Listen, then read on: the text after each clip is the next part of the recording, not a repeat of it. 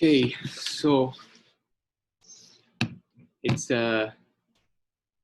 me and myself and I, with your neshama maybe listening. So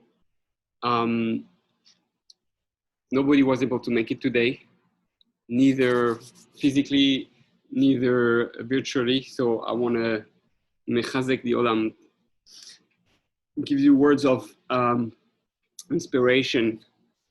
First of all, you have to understand, obviously we all have our own lives, and our own challenges, all that. But there's one secret I forgot to tell you at the very beginning. I might have mentioned when I used to speak about midos, but I don't think I was clear enough. The Satan, the Yetzirah, is going to try to do everything so that you give up working on midot, right?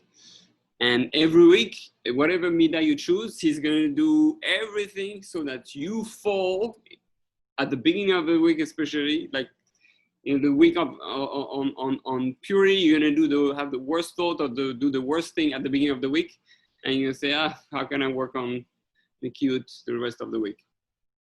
So, so it's very easy to fall and not to continue. Now we are after Tisha B'Av, and after Tisha B'Av, we know Tisha B'Av was there was the 3 weeks and then the 7 weeks.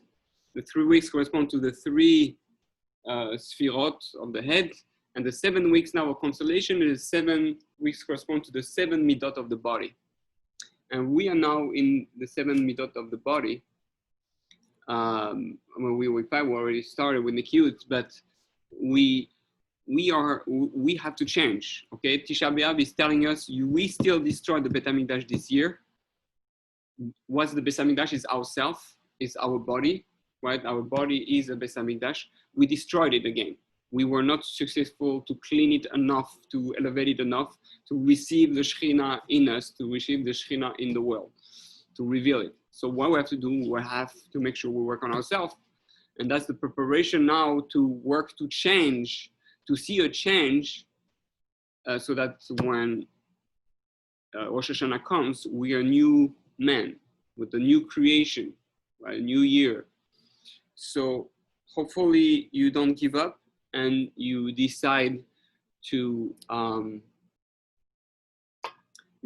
actually make the changes necessary, and understand that the change is hard, and especially 10 weeks in a row, it's hard. Most people, we're all ADD, ADHD, and it's hard to stay focused and to commit, especially to a work like that. It's very hard. The Satan is going to do everything so that you give up. So I want to encourage you not to give up, to be strong. Even if you miss one day, catch the next day. Baruch Hashem, there's the videos. I apologize, the week of Nikius, there were 2 more videos that I was supposed to post, and they're online, but I didn't see them. I thought I hadn't made them, which I didn't understand because I remember doing it. But they were actually on YouTube. I didn't post them. Okay, we have Tisha B'Av. It was in itself a cleansing. So, but let's understand, you are created for that work. That's why you created.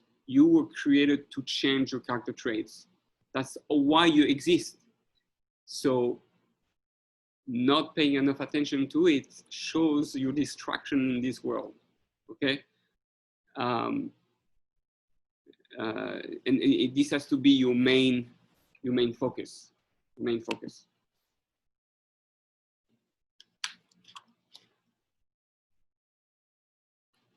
Okay, so we have one special guest. The audio didn't connect, but the video at least. All right, so now that we understand how important it is to work on this, I'm just going to focus on the tools for the Prishus. I have already a video on Prishus. I will post on the chat.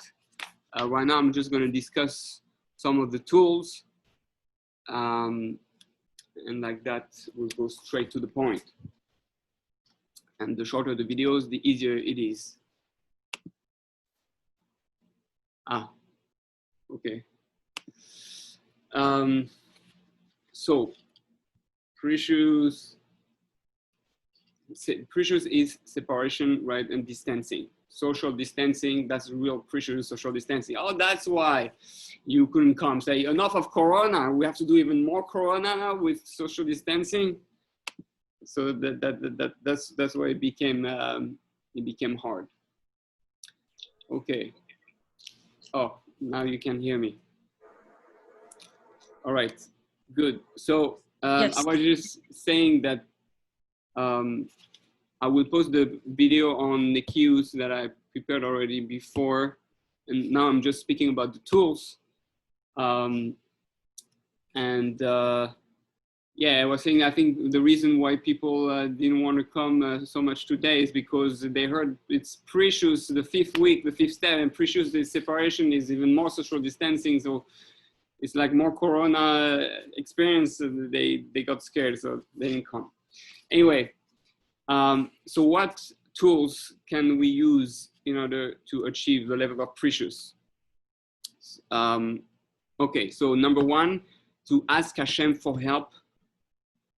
Keeping Prishus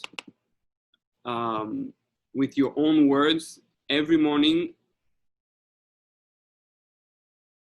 right? And you use a little prayer. So I put a little prayer here, very simple. Please Hashem, I want to be sanctified and feel I only belong to you, like a spouse sanctified by her husband. While we know Prishus, we say at hare ad mikudeshet li, is a type of Prishus. That person is separated, it's put aside. Sorry, it's put aside for a special, unique, holy purpose, and that's we sanctify. We become sanctified this way, but it requires a separation from the rest of the world. May all my desires feel like nothing compared to my desire to be close to you. So we have to distinguish. There's unbalance in our emotions and desires.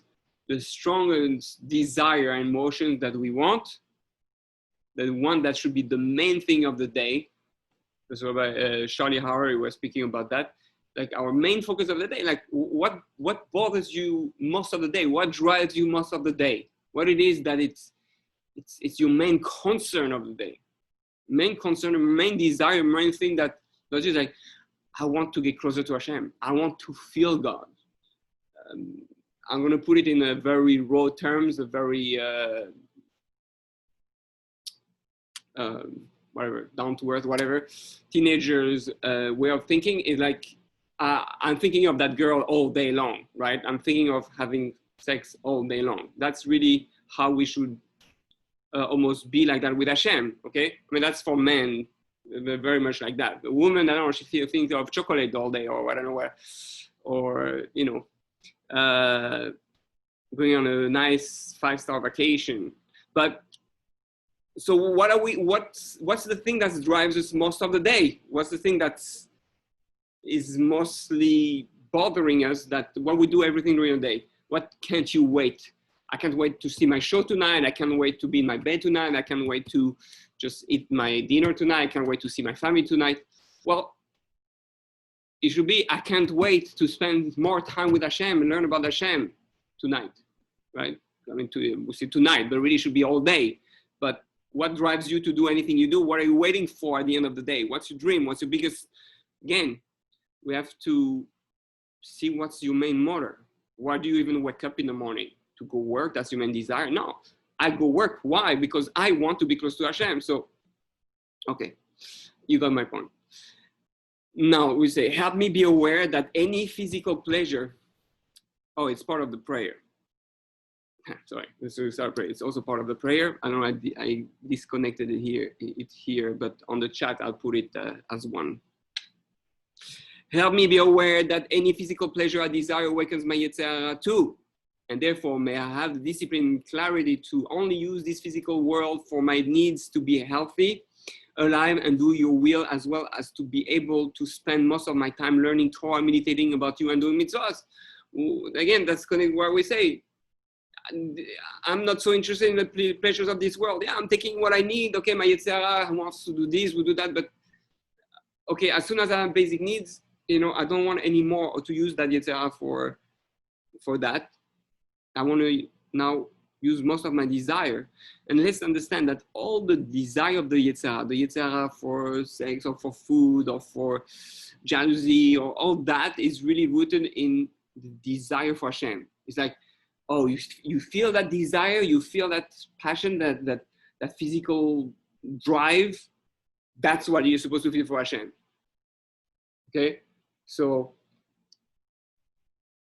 it's to make it tangible, to understand how am I supposed to feel, how should I want God to be one with me? How I'm supposed to feel it? You want to know? Well, you're going to see with human being.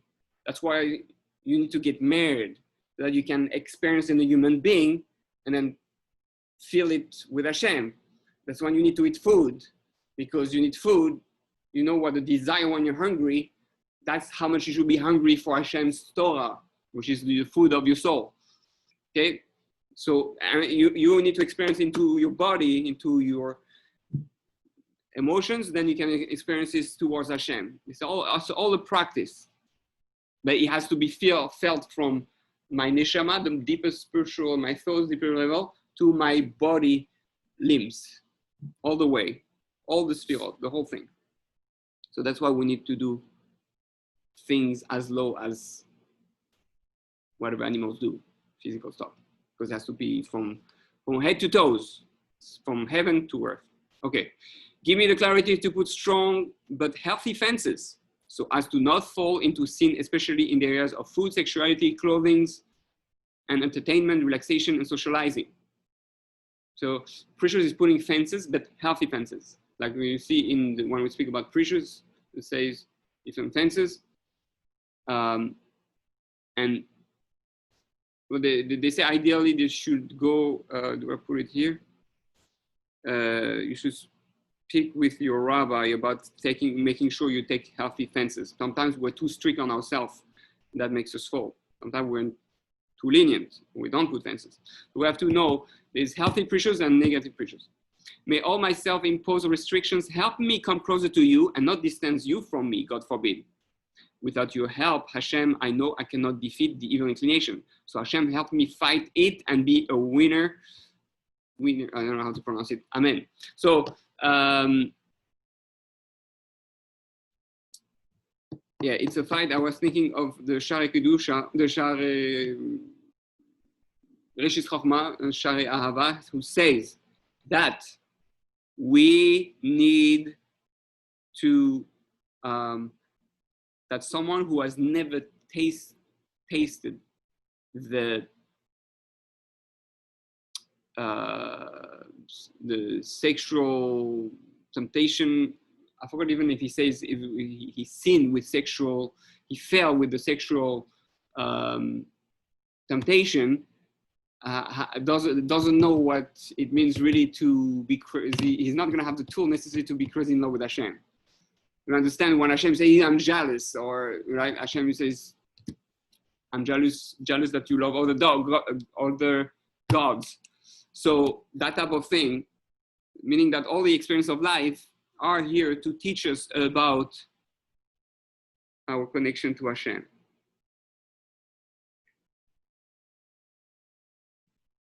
Okay. Another tool. So choose to make at least one fence, protection or more for yourself in one or more of these categories. Food and drinks. For example, only eat really hungry. I mean, don't eat snacks. Only eat what you need, not more. You can use Rabbi G's, this is me, 12 steps to eating that I have, or kavanashis before eating, which helps you eat really like for only the right reason if you do the 12 step. Number two, one another thing you can do is towards sexuality, do something that puts a fence on your phone, your computer, or looking at things or whatever, only watch PG-13 type of movies, shows, whatever it is. Whatever anyone is on the level, he should know what type of fence he should put for himself. The learning really, you know, the two strongest drives is food and sexuality usually. Another, oh, it's all disconnected. I have to re-put it together. So don't look at a woman unless you have a need to. That's more functioning for men, but it can be also applied for some women who struggle with it. So don't look at a man or woman unless you have a need to function respectfully in society. We can read or use tools from Shimera Sabri's booklet that I also wrote. If you want, obviously there's all this stuff, but that's not a tool you can use. Don't buy new clothing unless you need them. Okay, you'll see why I say that when you read the thing on Prishus. Prishus is again separating from anything that's unnecessary. Don't spend more relaxing time than what you really need. For example, don't spend more than 1 hour on social media watching a movie or show, sleeping or exercising. Use the extra time for learning and meditation, but don't overdo it either, because if you overdo it, you're gonna fall, you're gonna burn out. Okay. And then 3 little tools. This week, if you have a doubt in halakha, if you are permitted or not to do something and you cannot verify the halakha, be machmir even on a derabanan. So be stringent.